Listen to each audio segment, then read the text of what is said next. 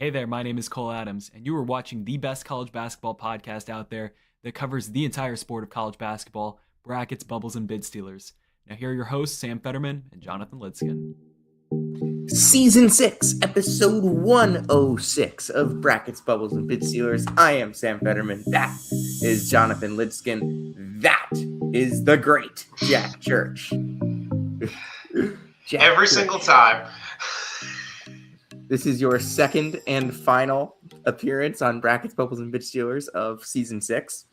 Welcome back. Welcome back. Thank you for having me again. Just before we start, I want to give a shout out to friend of the show and good friend of ours, Mr. Ian Curtis, for placing fifth in the U.S. Basketball Writers Association Student Writing Contest. Good for you, Ian. Four spots too low, if I'm being completely honest. Absolutely, 100%. No disrespect to the girl from Kentucky who won. Jenna, I think. Yeah, Jenna Lifshin from the Kentucky Current. Yeah. I read her stuff. Looks pretty good. So definitely deserved. But we're friends with Ian, so Ian should have won. But we're friends with Ian. So. Yeah, that's how it works. Probably shouldn't have brought. Oh, I just got the email, Jonathan. I just got an email from somebody pretty cool. The subject line: check in for tomorrow's flight. From Spirit Airlines, baby. Spirit Airlines. I was gonna say, I thought you were gonna say it was from the NABC. I was like, I didn't get anything. Oh, I've gotten plenty of emails. They've been spamming my inbox today. Eric, David, and Spirit Airlines. That's my entire inbox today. Spirit Airlines, nice.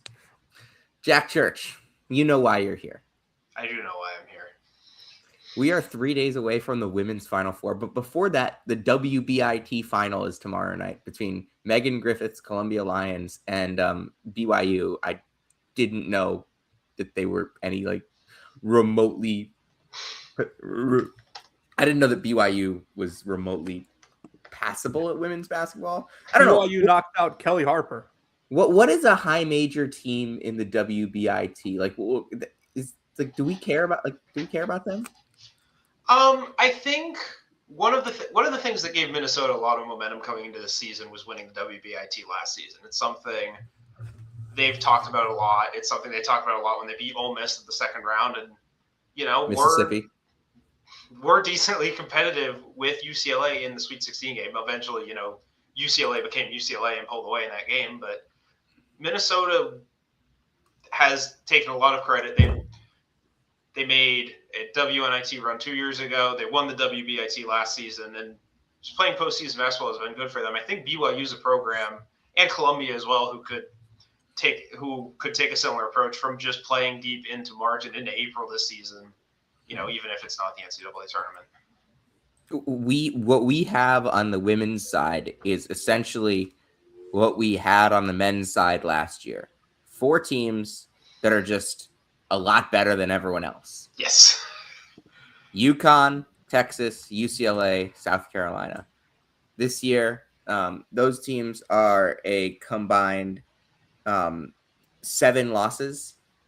UConn 38-0, UCLA 35-1, Texas 35-3, South Carolina 35-3. How many of those losses are to each other? 4 of them are to each other. They've only lost to 3 teams outside of the top 4. That's crazy. That's crazy even by women's basketball standards. It is. Yeah, because usually it's 1 or 2 teams that are better than everyone else. Yeah. Right. Same exact Final Four as last year as well. First time that's happened in since 95-96. Oh, wow. Yeah. I was just at Sacramento. I was watching UCLA and South Carolina cut down the nets. UCLA, the UCLA Duke game was very interesting to me because Duke just wasn't in it in the regular season meeting between the 2 teams. Lauren Betts was out and they still lost by 30. They just weren't competitive at all, but they really took the fight to UCLA, especially in the first half, going up at halftime, looking in control at guarding Lauren Betts in that game. And then, just ran out of gas, talent went out. UCLA's 6 seniors who all contribute just powered through and got through Duke to win Sacramento too, and now they get their rematch with Texas. By the way, like, how demeaning, how belittling is it that, like, oh yeah, your regionals are Sacramento 1 and Sacramento 2? Like, it's so bad for the sport. And Gino was talking about this. And when Gino talks, I listen, except for when he goes for 30 minutes after like a regular season game. I tuned out like 8 minutes in and spent the next 22 minutes looking at scores. Yep. Yeah, I know. I heard Gino's comments about that. He pointed to a couple different things. One of them was the rims. And I think that was a big difference between Fort Worth and Sacramento. Sacramento, we were obviously in an NBA arena. Fort Worth doesn't have a basketball tenant there. Like, they were basically bringing everything in. It was for the American Conference tournament last year.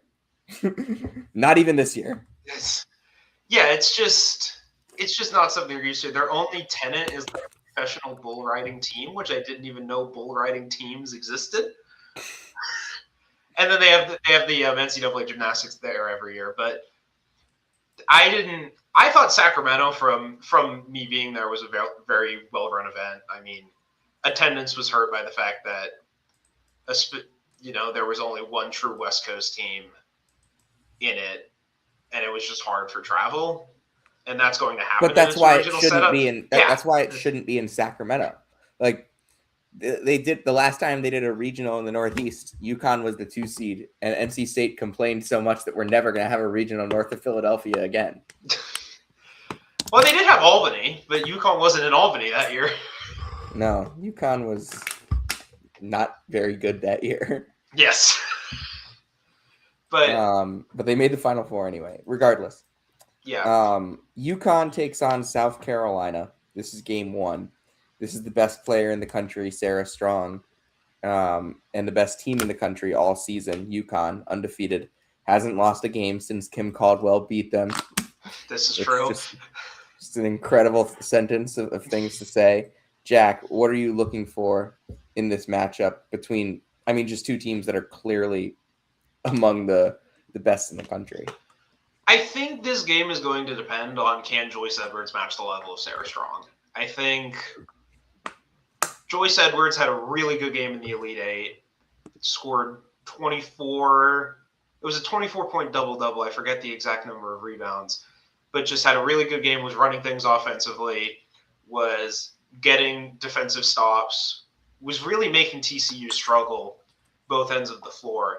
And she'll obviously need to step up matching up against Sarah Strong. And she'll have the help around her, but when you're going one-on-one with a player like that, when you've had experience with good players, but you haven't experienced with Sarah Strong yet. It seems we've lost the great Jack Church. Not so great anymore. No. Sam, you going to continue what he was saying? I don't have anything to say. Interesting. Jack is... Yeah, he's gone, man. On to the NIT. We were going to talk Crown and NIT. Oh, do we have to talk Crown? I think at some point we have to just talk about the Crown. Just are these teams like bringing real players? Like last year, I thought the Crown could have been manager games. It turned out to not quite be manager games, and a team that won didn't lose until February. Oh, Jack is back. Whoops. I leave for 5 seconds and you start talking about the Crown, really? I protested, to be fair. Anyway, the Joyce Edwards-Sarah Strong matchup is really important because I think it dictates the game. If Sarah Strong is going to score 28 points, you don't have any chance of winning. If you can not stop her, but control her and sort of work around that output, make it a competition between... Well, then the problem is you make it a competition between AZ Fudd and Raven and Tessa Johnson, and that's a hard one too. So there's no real advantage for South Carolina in this game. You could argue Medina Ocott's a better player than Sarah Williams inside. You could argue that, but it's a tough situation for South Carolina playing UConn in this game. I think it's a tough situation for anyone playing UConn in any game. Oh, 100%. I mean, I just think they're the best team in the country for a reason.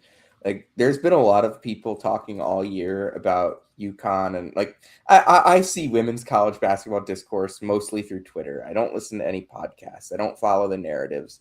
I don't really read a ton of like the main articles on The Athletic and your guys' site. It's just mostly I see it on Twitter. I'm so consumed with men's basketball reading. But a lot of the discourse I've seen about UConn this year is the schedule. And you talk about it too. You call it, Sarah, the schedule is strong. I made one joke about that one time.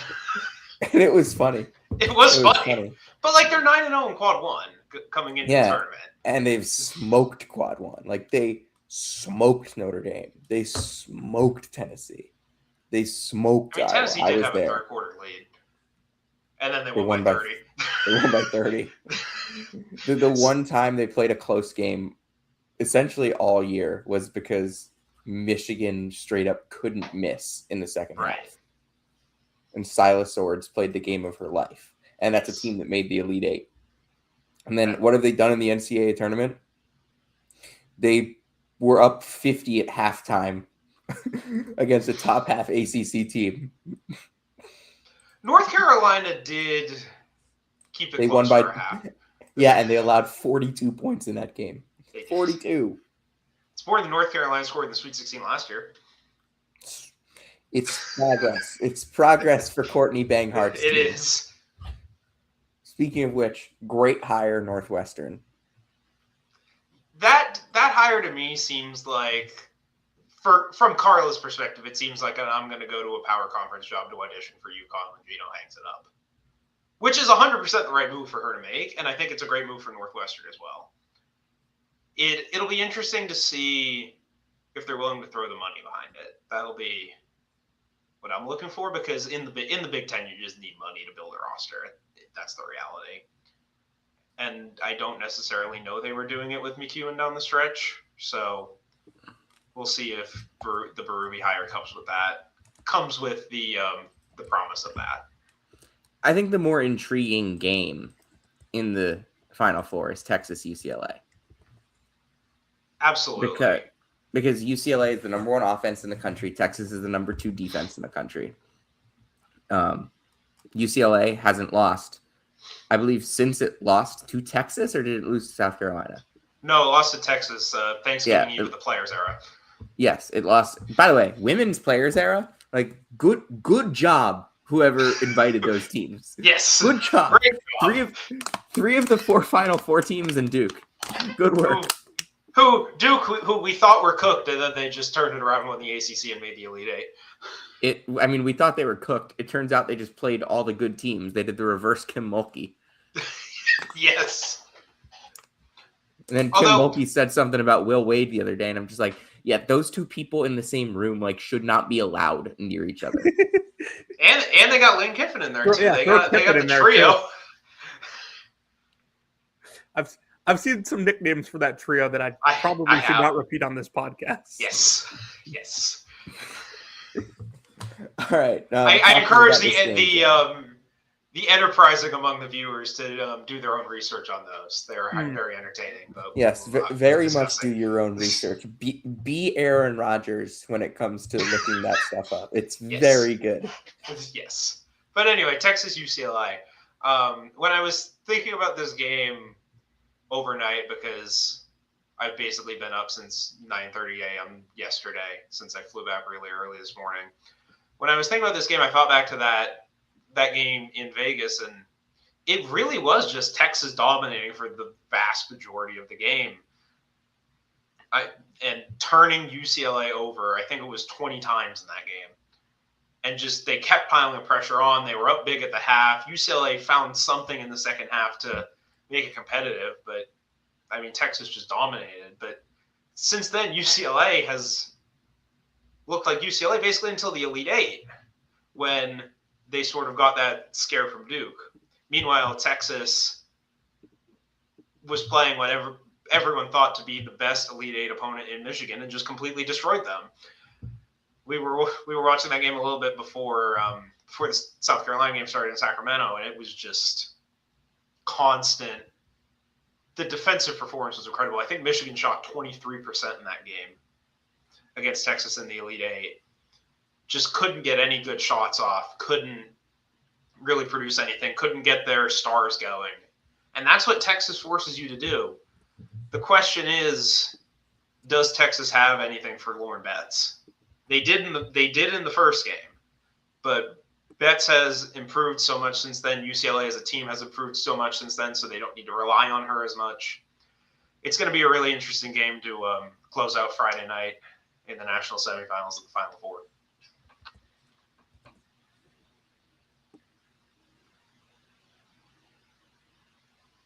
Anything anyone else to add? I don't have anything. Jonathan, no thoughts on anything? I kind of feel like, based on just like box score watching this tournament, I kind of feel like UCLA has like shown some vulnerability, which after they showed a lot of vulnerability on Sunday. After the Big Ten tournament, like that was not the narrative around them. Oh, absolutely. By the way, rough day for Duke on Sunday. Blow the lead to you're UCLA. telling me. Then, yeah. As I'm sitting here wearing my Duke sweatshirt, hoodie, Yeah. whatever you want to call it. Yeah. But the other thing I think you can't discount about UCLA is the 6 players who play heavy minutes are all seniors. And that comes with both the heavy motivation that this is the last shot, but also the pressure of it. Whereas UConn, their stars already got the title. Texas, where Rory Harmon's a senior, but Madison Booker is coming back. And then South Carolina, who is pretty much there every year. And the seniors have national titles, and everybody else has another year left. So UCLA is definitely the team who's going to face the most pressure, but it also, I think they're the type of team where it can help them perform over their previous peak so far. UConn is the odds-on favorite right now from what I'm looking at to win the title. Do you agree with that sentiment? I agree with that sentiment. I do not agree with Texas being favored against UCLA. Okay. I think UCLA should be the favorite in the second. I think the overall seeds is pretty much how I've ranked the teams right now. Yeah, it's kind of cool that all 4 of these teams are within like half a net rating point of each other. They are. Which that I know if that I know Sam mentioned the Final Four we had last year on the men's side, but if something like that happened, on the men's side, I think we would flip out on this podcast. Yeah, I mean, something like what? Hold on, I missed what you said. The top 4 being within half a net rating of each other, half a net point. Yeah. It's just always. I mean, we essentially have something like that on the men's side. The Michigan and Arizona are right next to each other in KenPom. But I mean, we saw these 4 teams at the Final Four last year, and we got 3 pretty boring games. Hopefully that doesn't happen again. Hopefully we get some good games out of it at least. I'm not a betting man. We're not going to have a podcast official parlay for this, but I think UCLA being the favorite is UConn being the favorite is absolutely right. I have UConn, UCLA, and then another national title for Gino Auriemma and the Huskies. All right, Jonathan. What do you got to say to Jack? Am I supposed to thank him or make a pick here? What's going on? Thank him. Get him out of here. You got a pick? UCONN. I mean, this is one of 2 Jack Church appearances that we get a year, and We always appreciate when. Oh, I also just must say I do have people relying on the UConn wins Friday and Saturday to get free furniture. So that's still in true. play. the Jordan's furniture deal. That's true. The Jordan's furniture deal is not just the Red Sox. All right, Yeah, Jack, I saw that commercial when I was home for Christmas. I'm like, what? They're doing non-Red Sox things? But all right, Jack, thank you so much for coming on. We've got to talk men's basketball right now. You do. All right. Wait, hold on. One thing. Illinois State women in the WNIT. Yes, Valley. Okay, we've mentioned the Valley team. Now I can go. All right, Jack. Thank you so much. All right. Do you want to hear Let's a list of things I was doing during that segment? Yes. The first was trying to figure out where Wes Ennis is going. Was unsuccessful in doing that. Fryer. Is he actually? Is he not? Dude, that's commented under every post. I can't figure out if it's real or not. Is he? He's got a no contact tag. He's gonna follow Hodgson. The second thing I was trying to do, or the second thing I was doing, is I was commenting and trolling Anthony Christensen on Twitter. I may or may not have associated Conzo Martin with Missouri State baseball. I mean, that's just great. And anytime you're trolling Anthony Christensen, it's a good time. So, all right, I think that was the only reason that I had any inkling of wanting to see Arkansas make a run was because of Anthony Christensen. I wanted to meet him at the Final Four. Yeah, dude. On our database, I just put Fryer under schools considering for Wes Ennis. Oh, you're actually doing the schools considering thing? I think I got to be a little better this year. Well, we have to be a little better. I mean, I handle the coaching carousel mostly. Yeah, but that's like minimal updates. I handle the NBA draft stuff entirely. This is true. And Mohamed Sia's in the portal. Is he even notable? Yeah, I put like basically every high major player that's played in. No, yeah, I'm just saying I don't think he's any good. Like, if you didn't. Okay, so let's move on to just a couple housekeeping things for right now before we get into discussing the men's Final Four, which we will discuss at some point on this podcast. I can promise you that. Yeah. We will have on Sunday morning, probably not Sunday morning because you're driving Sunday morning, right? Yeah. Can you drive Sunday afternoon so we can do the pod Sunday morning? Yeah, I can do that. All right, Sunday morning, we will do a Final Four recap. Yes.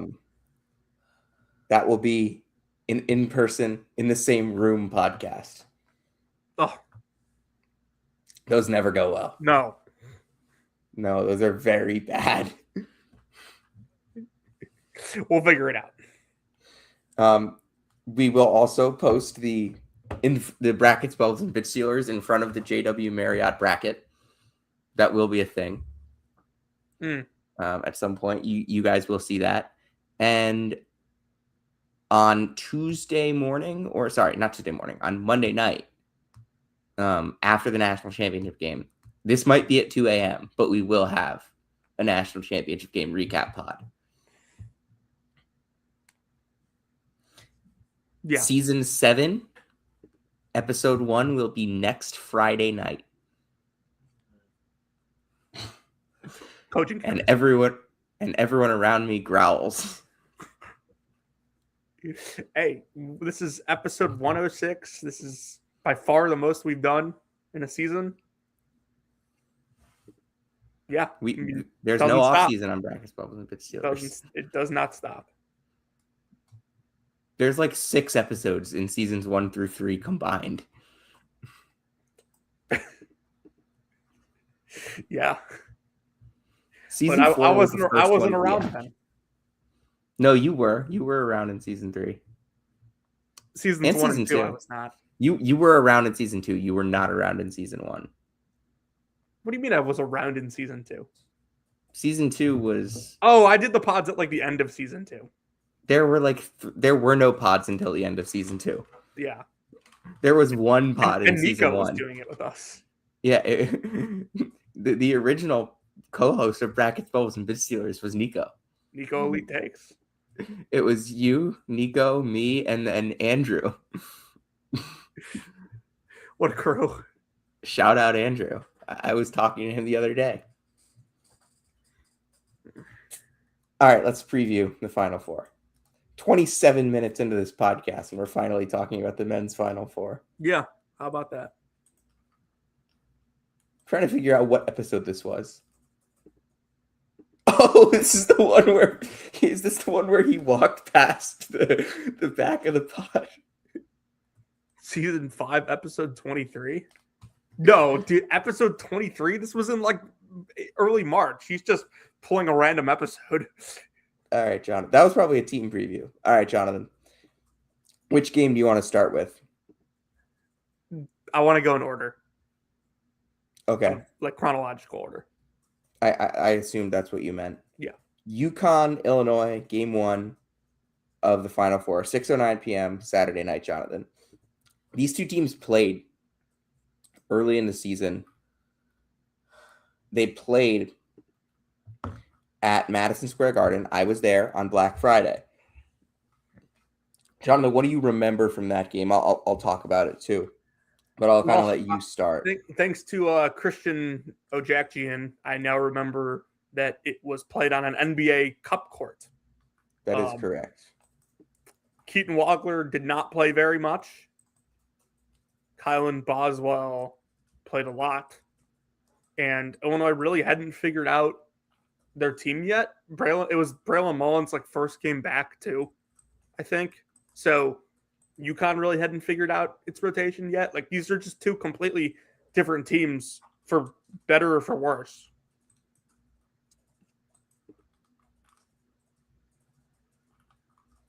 Yeah, I mean, we talked about that. Keaton Wagler just wasn't part of the offense. He was a corner stander in that game, Jonathan. Yeah, he wasn't a factor. He was on his Will Riley arc at this point in the year. Enough. Is Will Riley doing anything more than corner standing in the NBA right now? He's on the Wizards, so I would hope so. He's averaging 9 points per game. That absolutely could be in corner standing territory. 7.6 field goal attempts a game. How many of them are threes? Three of them. Three. Whoops. Regardless, we've got the Illini with a completely different look. Basically, after this game, Underwood changed everything. And Wagler was the focal point of the offense. He became the point guard at this point. Because Mihailo Petrovic played 18 minutes in this game. I think it was the last time he's played more than 5 minutes. Yeah, they just demolished Mizzou 2 weeks after this game. So, yeah, and he didn't play. It's just a completely different. Wagler played 34 minutes in that game. And the thing about what Illinois did in this game was UConn forced their bigs to take the outside shots. Illinois took 29 threes in this game, and Zvonimir Ivasic took 5. David Mirkovic took 4. Tomislav Ivasic took 3. They were a combined 1 for 12 on those. Now, David Mirkovic can make outside shots, but on a night where he's not, but the guys you want taking threes on this team, for the most part, Wagler, Humrickhouse are probably, you would say, this team's 2 best outside shooters, right? Yeah. They took a combined 5. That's how many Zvonimir Ivasic himself took. And it's not that Big Z can't make outside shots. I'm changing my answer. Jake Davis is. Oh, yeah. You want Jake Davis taking threes. It's just that I wasn't even looking at him because Jake Davis only played 9 minutes in this game. Jake Davis has been a starter for this Illinois team for a month and a half. Yeah. For 2 months, and he's been really good for them in that role. It's just there's quite literally nothing you can take away here outside of the fact that, like, you know, these two teams are really different. Like, it's just... Yeah, Brad Underwood had a media availability today. He went up and said, I watched back the game from November. I don't recognize our team. Yeah, and I don't think, anyone would, honestly. All right, Jonathan. What are you thinking about this matchup, though? Well, one of the things that I've noticed over the last, couple weeks of the tournament with Illinois is that they've been showing different ball screen coverages, which is not something we're used to with Underwood. The problem is UConn is not like a ball screen oriented team. Oh my God, Jordan Alvarez just hit one to Mars.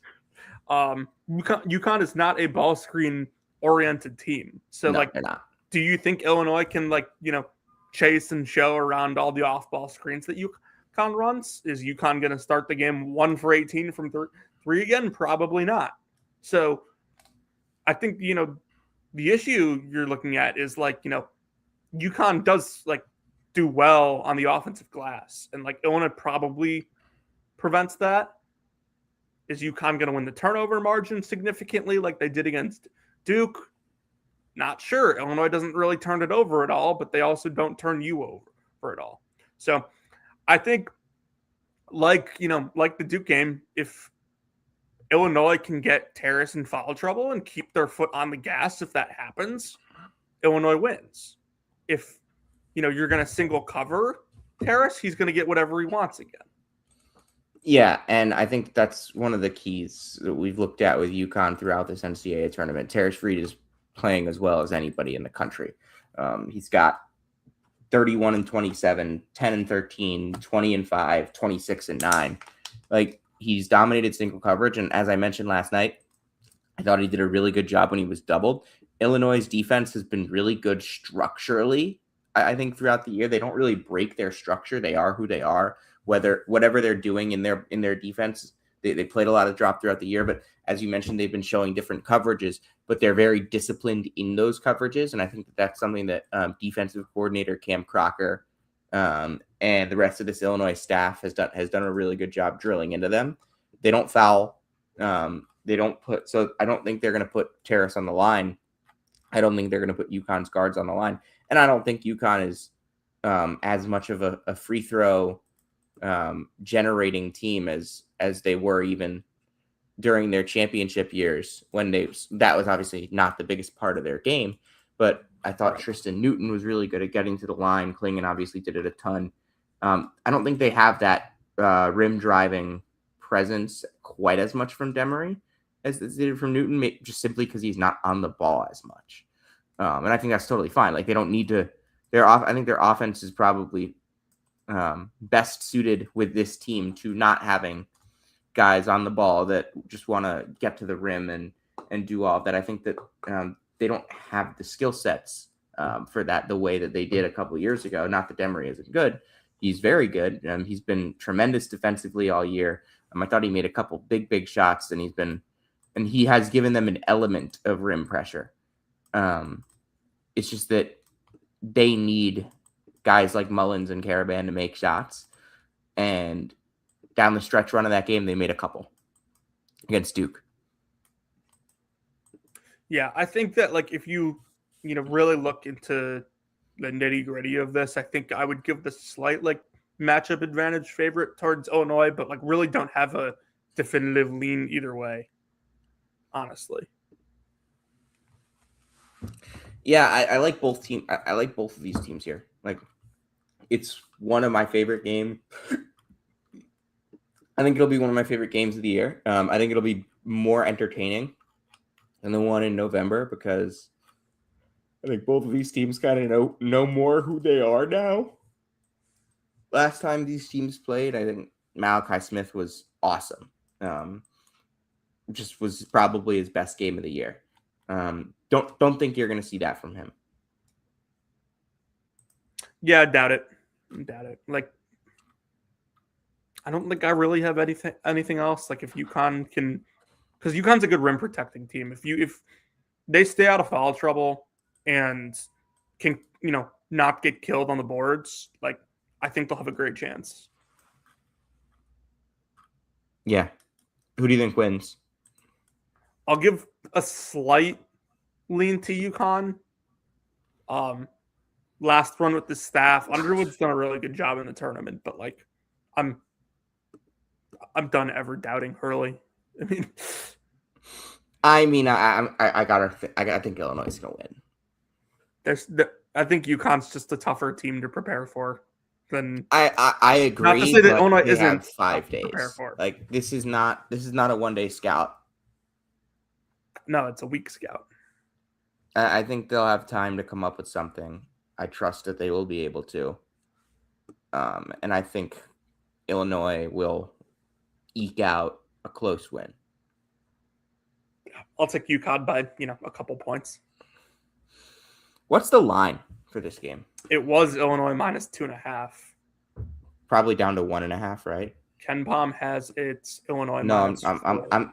I'm asking you like the what the book has, like what the book. Yeah, I'm pulling it up. I have to look on CBS because FanDuel doesn't work for. It's still Illinois minus 2.5 from what I see. Ken Palm has Illinois minus 4 for what it's worth. Yeah, Ken Palm's been lower on UConn throughout the year because UConn sucked in conference play. Yeah. Let's see. Non-con UConn. Yeah. Let's take a look. Yeah, Illinois minus 2.5. UConn plus 110 on the money line. Meanwhile, if you go to the second game, which is the game that I think we're going to spend a little bit more time on. Yeah. Michigan, Arizona. Real quick, what's funny is like, you look at all these different like NCAA tournament scenarios. It's like there's just like no way or no guarantee that like UConn's even close against St. John's the fourth time they play them. Like, I mean, yeah, UConn smoked them in that game at XL, but they got smoked 2 weeks ago at MSG. Yeah, I was there. The first time they played, like they didn't get smoked, but St. John's controlled the game. Yeah, completely, and I was at that one too. So yeah, we can move on now. I believe this will make the. Hold on, let me see this. The 1, 2, 3, 4, 5, 6, 7, 8, 9, 10, 11, 12, 13, 14. The 15th UConn game that I've been in attendance for this year. All right. Because I've done now their entire NCAA tournament run, their entire Big East tournament run, both of their games in the New York area during conference play. The game against Georgetown, Texas, Illinois, Bryant, BYU. So I'll start with the Michigan Arizona game, I guess. What I've gathered the last couple of days is like there's really only 2 ways like teams have been like, I guess 3 ways that teams have played with Michigan this year. 1, you make every shot imaginable, and your bigs make every shot imaginable because you can pull them out of the lane. 2, when Duke beat Michigan, I think Dusty made a crucial error leaving Mara in there in the first half. Making his 3rd foul. And 3, the Big Ten championship game, you have a all-time assist leading point guard that plays the game of his freaking life. I don't know if Arizona can manufacture any of those, especially because their bigs are non-shooting bigs. But they're also one of, 2 or 3 teams in college basketball that can physically match Michigan inside. I think, okay, here's what I'm going to go with. Jonathan, I've seen so many stats like what you're saying, and I saw Gavin Buried Trays mention it as well. I don't remember what he mentioned, but I think it was something about like when Arizona has struggled, and then what you mentioned when Michigan has struggled. I think you can throw that all out the window. I don't think there's any team in the country that either of these teams have played that compares to each other. No. In terms of physicality, strength, size, length on the inside, and good guard play as well, and elite coaches. So what I'll say is that none of what you just said, I think, matters. I don't think that Arizona needs to shoot it lights out with their bigs or get Jaden Bradley playing the best game of his life or make Dusty make an error. Now, I think they'll put Dusty in position to make errors. I think there's a lot of games throughout the year. Kind of what Arizona's strength is. I think there's been a lot of points throughout the year where Dusty just hasn't had a chance to make an error, Jonathan. Yeah, and I think you can say the same thing about Tommy Lloyd, but yeah, I think Michigan. I think Arizona has had more moments where they've looked mortal, not necessarily mortal, but they played more games against elite teams than Michigan did. Yeah, that's what I would say. It's like Michigan played a lot of great teams, and I think like Michigan had some of the like, oh my goodness performances, like that Illinois game, that Purdue game, that first Michigan State game. I think Michigan, like at their absolute best, was better than Arizona at their absolute best, I would say. Yeah, and I think like, if you look at this, like Arizona played Iowa State twice, beat them twice. They played Houston twice, beat them twice. Like they played Texas Tech once, and like I don't care what the metrics said or didn't say at that time. Like Texas Tech was really, really good when they were healthy. Correct. Like, Michigan also played a really, really elite schedule, but the Big Ten. Oh, don't forget, Arizona smoked Alabama in Alabama. They smoked Auburn. They smoked San Diego State. They beat Florida. They beat UCLA. They beat UConn. The bizarre thing about Michigan was that their bad games were against teams that like we thought they were way better than. Yeah, I mean, Michigan had the better performances against the best teams. Arizona had more wins against the best teams. And more consistent performances, I think, throughout the year. I would agree with that. I mean, Michigan's Jonathan. Yeah. Michigan was so good. Michigan was so good early this year that when Nebraska, which was 20-0, went into their house and lost, we came away thinking higher of Nebraska. Yeah. We talked about that on this podcast, Jonathan. That's how good Michigan was. Yeah. The number 4 team in the country lost to them. And we said we felt better about the number 4 team in the country because of it. So I think that, like, if you look at this, like, Michigan's, like, bad moments were kind of, like, more spread out. Like, playing Wake Forest in an overtime game. Oh, I completely forgot that happened. The Penn State game that, Penn State had a chance to win the game at the buzzer. Like, people forget that. Like, that was one of the worst possessions I've ever seen. Even the like Northwestern game where they were down double digits in the second half and obviously go on a huge run to win it by 12. But Michigan's bad moments were more spread out, but they do have a higher top gear than Arizona. It's just about like Arizona can force them, to into play, a game that they haven't been in. Yeah, to Arizona play can force that, like they have Arizona can force them to play Big 12 basketball. Mm-hmm. Like Michigan hasn't played Big 12 basketball. And like I think Michigan's very adaptable. I agree. I don't think there's any game like anything that I'm saying like, oh, Michigan has the advantage here, Arizona has the advantage here. Like I think this is going to be a classic. Like I think this is going to be like a 2-point game.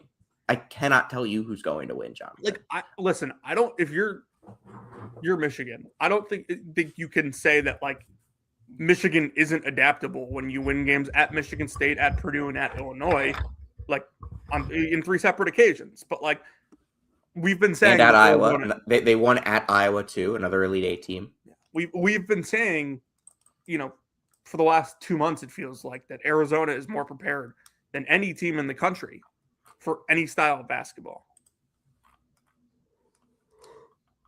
They beat fast teams. They beat slow teams. They beat tall teams. They beat small teams. They beat teams that shoot. They beat teams that don't shoot. But they haven't beaten Michigan. They haven't beaten a team like Michigan. They have not beaten a team like Michigan. That is true. We have talked in circles about this for 10 minutes now, and I think that's kind of my favorite part about this game. Everything comes back to the point that these two teams are the pinnacle of what we've been talking about all year, Jonathan. That the best teams in the country are the best teams at the rim, are the best teams physically, are the best teams at forcing you to not be at the rim, are the best teams at getting to the rim, are the best teams at rebounding, are the best teams at all of that. I think both of these teams are better than last year's Duke team. I agree completely. Like that Duke team might have had a higher KenPom number. These teams are better. Played More harder complete. schedules. I think showed a higher top gear. I mean, I think that I don't think that you can. I think you can still argue that Duke team was maybe not the best team last year. So if you want to Probably compare, were.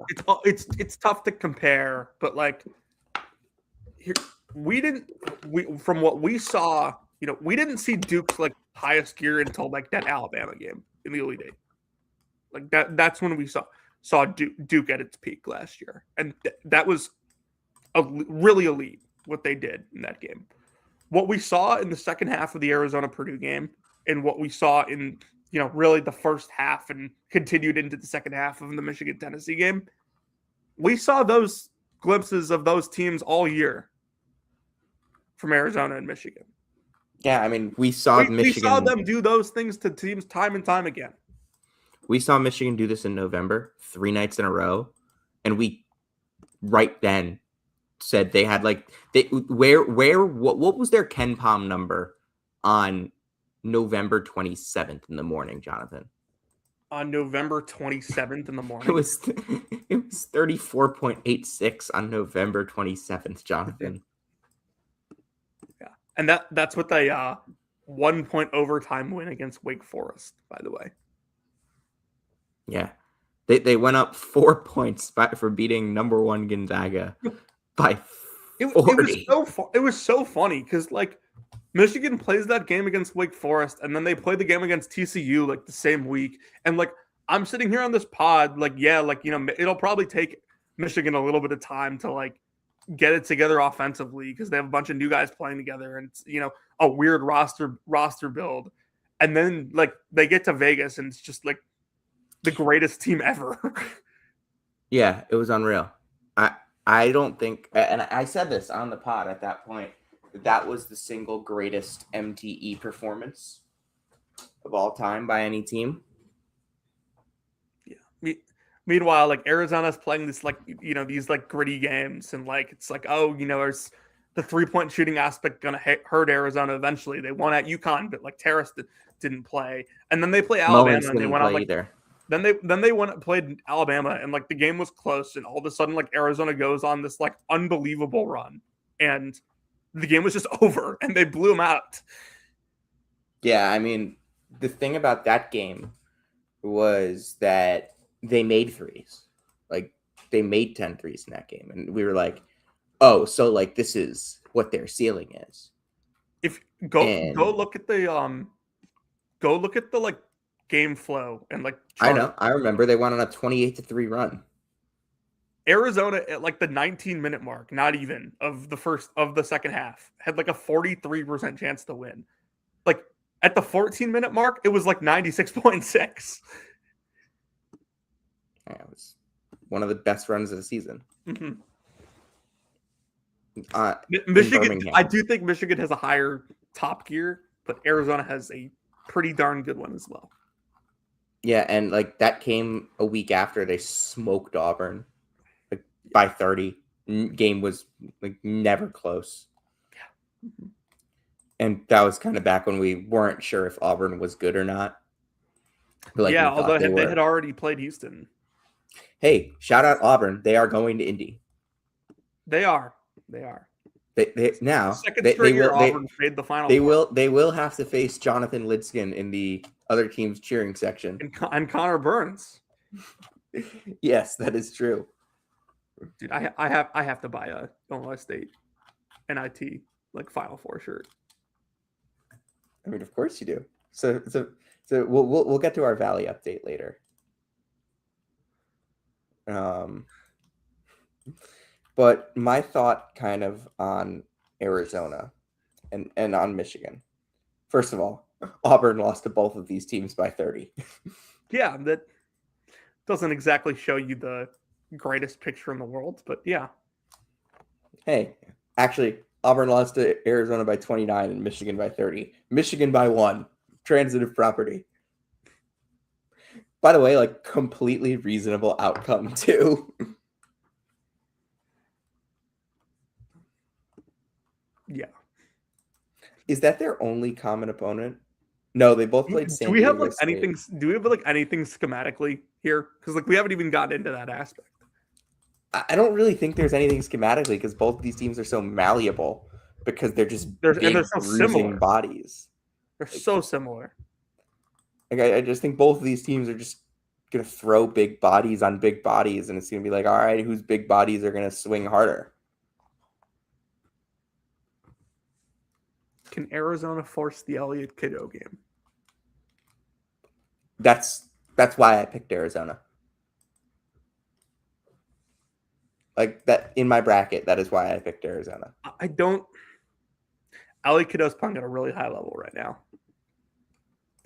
He is. And just to be clear, the Elliott Kiddo game, if it happens, does not look like the Elliott Kiddo game against Alabama in the Sweet 16. No, it does not. He is a totally different player than he was then. But, there is still the, sort of careless with the ball at times version of Elliott Kiddo. He's had bad games this year. Yes.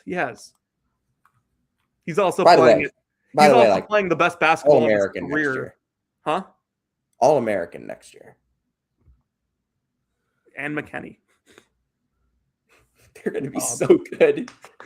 If Elliott Kiddo has had bad games this year, he's also playing the best basketball of his career at the most important time of his career. Yeah. We talked about this last night. I do think that Arizona is pretty clearly the best defense they've faced. I know Tennessee's defense is very good. Tennessee's defense is not as good as Arizona's, not close. Jaden Bradley is a truly elite guard defender, will have the best assignment, and I think that he can force the bad Elliott Kiddo game more likely than anyone else that they've faced thus far. The first time Tobe Awaka and Merez Johnson bump in the low posts, like Lucas Oil is going to shake. I was about to say, like, we're going to have an earthquake. Yeah. Like, these two teams are going to step onto the floor, Krivas on one side, Mara on the other, and the building might not stand. Like, the floor will shatter. The elevated floor will shatter. There's only one college basketball game, and, I can exclude Duke from this because a lot of the big Duke games are more nerves than anything. But there's only one college basketball game to my memory that I've been this excited for. Baylor Gonzaga? No, UConn Purdue 2 years ago. Baylor Gonzaga, I was just so confident, for no reason. And then Baylor went up double digits to start the game, and I'm like, yeah, it was over. Yeah, it was over. Baylor's better than these guys. By the way, can we just say what the conversation will be if someone does that on Saturday night? We kind of agree that if somebody does do that, it's Michigan, right? Yes. If Michigan comes out and does that, and it's just holy cow, this is the greatest team to ever play this sport. But that's what we would actually be saying on this podcast on Saturday night. Like, we're going to do the pod on Sunday morning. If Michigan wins by 15, we're going to be saying Michigan's the greatest team ever. And then somehow UConn is going to beat them. Yeah, it'd be unbelievable if that happens. And then UConn's going to beat them on a 75-footer by Malachi Smith. All of a sudden, like, Silas Demery has, like, 13 first half points, and UConn leads by 4 at half of the national title game. No. They're down 7 at halftime, and they don't lead for a single second. And then Malachi Smith hits a 70-footer with his back to the basket. And I'll still be on this podcast years later complaining that, like, Tyler Bilodeau didn't play in the first weekend of the tournament. UConn would have lost to Furman, like, if they made if Furman could get a single rebound. So I think it's. Do you hate that they're playing in the Final Four and not the national title game? These two. Considering I'm going to be at the title game this year too, yeah. So here's my one counter. I'm glad we're getting it. Like I'm glad we're getting it. We deserve this. Here's my one counter argument to that. Nothing's guaranteed in this sport. This tournament's crazy. I'm glad we're getting it versus that's what I just said. That we don't. Yeah.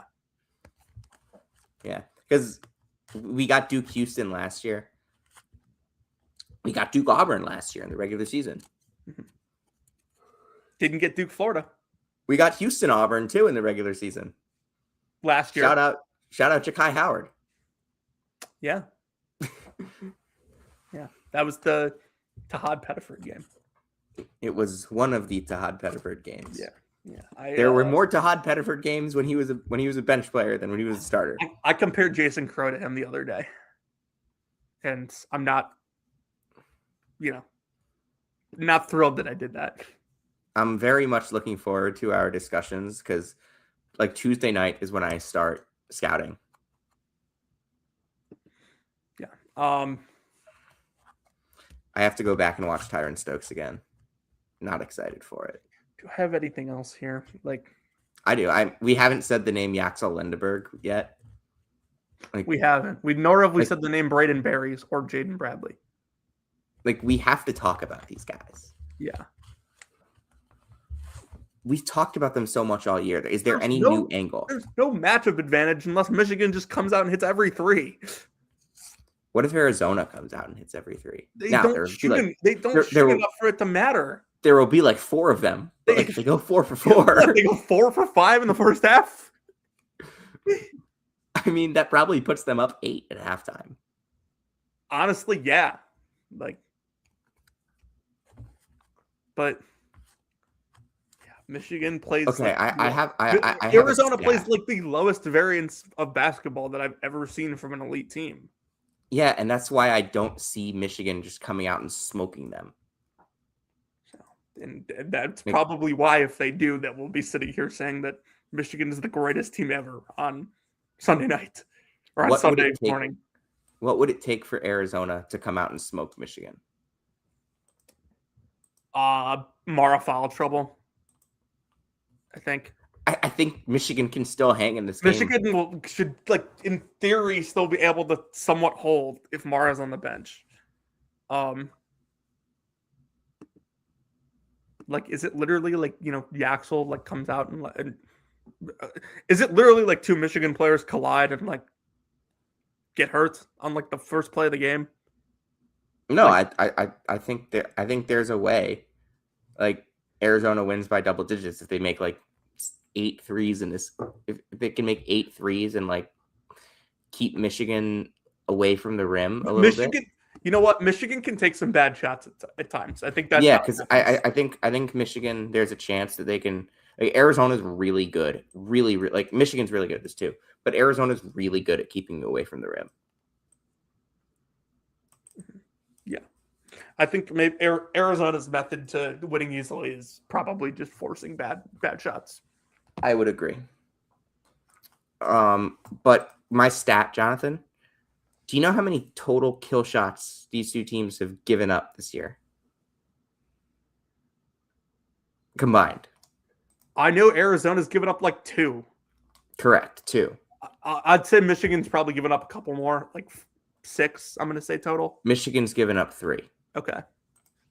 I'm trying to figure out when these two Arizona kill shots. Oh my were. god, dude! One of the Arizona ones was like early in the year against like somebody bad, and they Yeah, went up 40. Yeah, it was against Norfolk State when the game was over. Literally, the second kill shot that Arizona gave up on the year, I think, was like against like Utah State. I want to say almost. I don't think they gave it up against Utah State. It was like late in the year, I think. It was like in postseason. Because they gave up a 10-0 run to Norfolk State. That was their only one. And then they gave one up in the tournament. They had to have. Yeah, they've given up 2. But when was it? Who did it? Was it Utah State? I thought it was Utah State. Blake and I talked about this like 2 weeks ago. I mean, it was 51-33, and then it was 51-39. 27-16, 27-20. Maybe it wasn't. I can't. Maybe it wasn't that. And then Michigan's given up 3. Michigan also has 41 kill shots, which is 4th in the country. Iowa State had 46, Jonathan. Now, they also gave up 17. Yeah. Michigan gave up 3. It's unreal. Does Evan's website not like show you like what When they were? Yeah, when they were. No. That kind of sucks. Okay. Do you know what's unbelievable? What? So Evan's website has like this thing where it'll tell you like,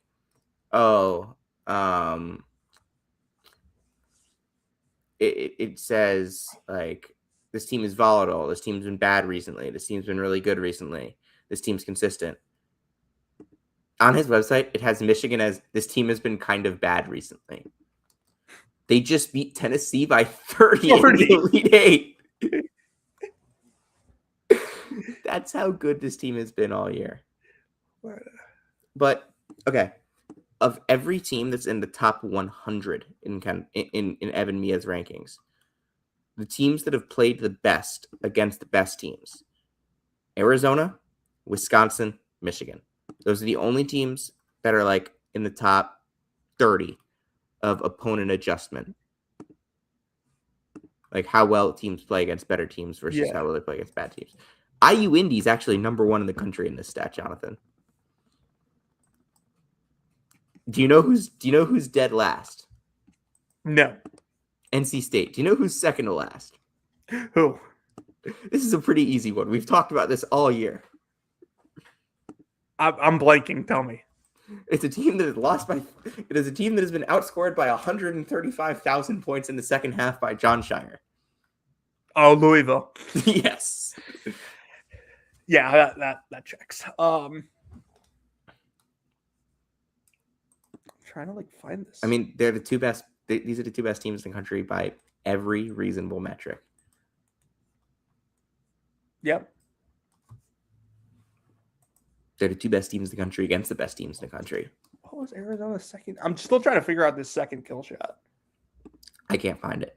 But Michigan's given up. It wasn't against LIU, was it? No. They have given up 2, right? That's what the website says. Yeah, I know it. I freaking said it was 2. All right, Jonathan. Let's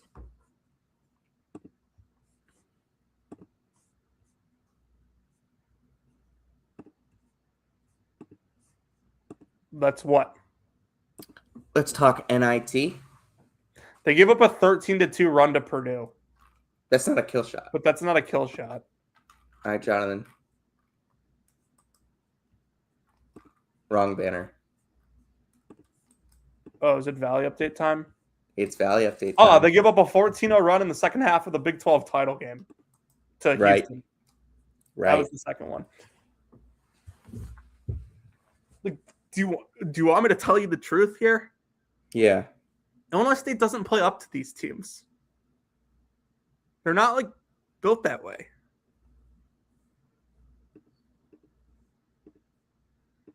Like my heart will be with the Redbirds on Friday night or on Thursday night. But I don't know if I think this is going to be close. And Illinois State has played like great basketball in the NIT. but they don't play super slow. They don't offensive rebounds. They don't turn teams over. I don't see a lot of ways for Illinois State to get extra possessions in this game. And I think Auburn is bad as they've been at times this year, is still really athletic. So there's my disappointing Valley update.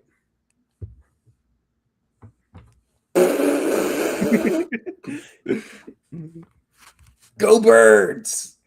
Absolutely go Birds, and I'll be yelling and screaming for them in a couple nights, but I hope I'm wrong. I have thoughts on Tulsa, New Mexico. I also don't want Auburn to win the NIT. It's a mid-major tournament now. I have thoughts on Tulsa, New Mexico. By the way, if Auburn wins the NIT, Bruce Pearl is going to talk on Monday night about how they should have been in the tournament. So we cannot have that. So somebody's got to save us. Will it be Eric Olin? Eric Olin, I picked you to win the NIT before the NIT started. You've not disappointed me one bit. You've not disappointed me one bit. By the way, I knew that the winner of Tulsa, Stephen F. Austin, was going to go to the NIT Final Four. I just happened to think that it was going to be Stephen F. Austin. I see. I have been talking all year about Jake Hall and Uriah Sinet and Tommy Bouillon, that freshman class for New Mexico. Those three guys are studs. Eric Olin's evaluation, just maybe the best evaluator in mid-major basketball right now, Jonathan. Yeah, he's elite. I think New Mexico wins the NIT. Give me New Mexico versus the Redbirds, please. That would be electric. Yeah, I'll take New Mexico to beat Auburn. All right, Jonathan, you know what time it is? Oh. Crown them. Seton Hall declined a bid. I didn't know you were allowed to decline a crown bid, by the way. As I told you before, anyone can decline a crown bid. Just don't show up. I remember what I said last year about the crown. I said to you, Jonathan, all these guys are entering the transfer portal. We might just have manager games. Dude, I don't even know who's in it. I know Creighton's in it. Creighton plays Rutgers. Stanford plays West Virginia. Baylor plays Minnesota. Colorado plays Oklahoma. Colorado's four best players are in the transfer. Three of their four best players are in the transfer portal. You know what the funny thing is? Creighton versus Rutgers could have reasonably been an 0-2 players era matchup this year. Who did Rutgers play in the third players era game? I don't know. Who did they play? UNLV. That makes sense. That makes sense. And they beat them by 15, by the way. Yeah, Dre Gibbs Lawhorn wasn't good yet. Still unconvinced, by the way. Yeah. Creighton we will played, be watching this. Creighton played Oregon in the third game. We will be watching this tournament for Ibuka Okori and for Ibuka Okori only. Wow, look at you giving up on West Virginia like that. I'm sorry, they lost to Utah. I gave up on them when that happened. I'll be watching this for David Campbell. Where is David Campbell? Where is David Campbell? Stanford, West Virginia is low-key going to be a really fun game, though. Can we make some picks? Yeah. All right. Oklahoma, Colorado. Oklahoma. I think Colorado's entire team is in the transfer portal, so I'm taking Oklahoma. Stanford, West Virginia. Give me Stanford. Give me Stanford as well. Rutgers, Creighton. Jeez. Creighton. Give me Creighton. How the hell is Rutgers in this? Baylor. Do you want Maryland, Oregon, or Penn State in it? Northwestern. I think they declined. Oh. Get Nick Martinelli more games. By the way, Rutgers finished above Northwestern in the standings. They were not better than Northwestern. They were not better. They finished above them. Rutgers went 5-15. Sorry, Northwestern went 5-15. By the way, like really disappointing season for Northwestern. Yeah, not good. Baylor, Minnesota. Minnesota. Baylor gave up when they added a terrible player in midseason and ruined college basketball. Baylor ruined college basketball to lose in the first round of the Crown. Give me the Gophers. They got some juice with Jalen Crocker-Johnson coming back. Like, I legitimately think like the only two teams that are worth watching in this tournament are Stanford and Minnesota. So and like kind of West Virginia. Do you have Oklahoma, Minnesota in the semis? Yeah, give me Minnesota and give me Stanford. Minnesota. Give me Stanford over Creighton. Give me Stanford over Minnesota in the championship. Give me Minnesota over Stanford to win the crown. You're taking Minnesota? I am crowning Nico Medved and I am crowning Troy Jun. Dude, David Campbell will not stop talking about it if Minnesota wins this tournament. Three wins in a tournament is like more than like Minnesota would have had in like any tournament since like 2020. All right, Jonathan, you want to take us home? If you came to hear about Tyler Self and where he's working, you came to the right place. If you came to hear about Seton Hall declining a crown bid, you came to the right place. And if you came to hear about the latest happenings with Caleb Grill, you came to the right place. This has been Season 6, Episode 106 of Brackets, Bubbles, and Bid Stealers. And we'll see you next time.